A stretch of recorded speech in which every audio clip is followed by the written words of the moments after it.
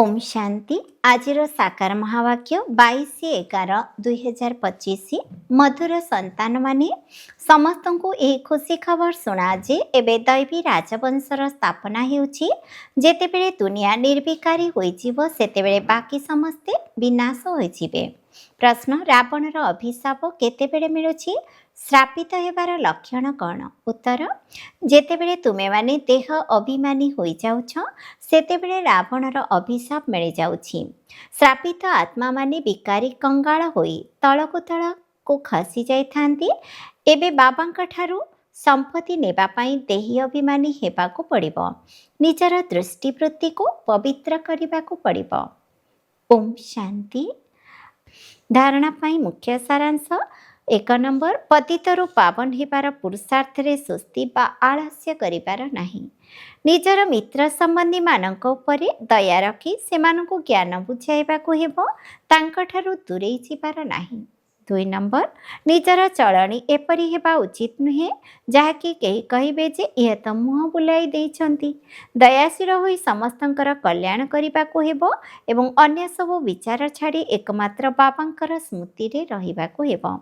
वरदान, सत्यता, स्वच्छता एवं निर्भयता आधार रे प्रत्यक्षता करुथिबा रमता जोगी अर्थात मस्त जोगी हुआ।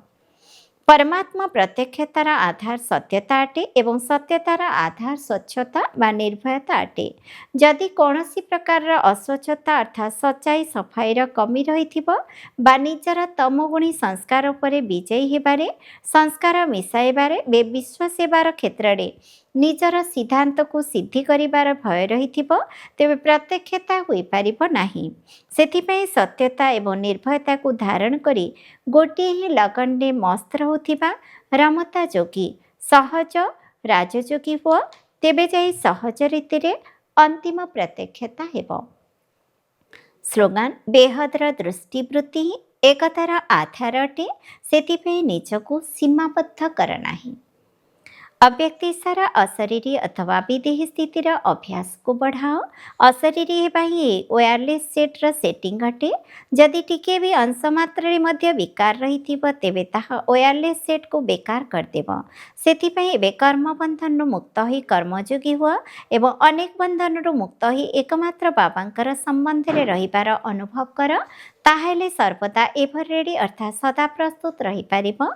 चेक करो मो भितरे कौनसी भी विकार लुचि करी नाही तो। ओम शांति।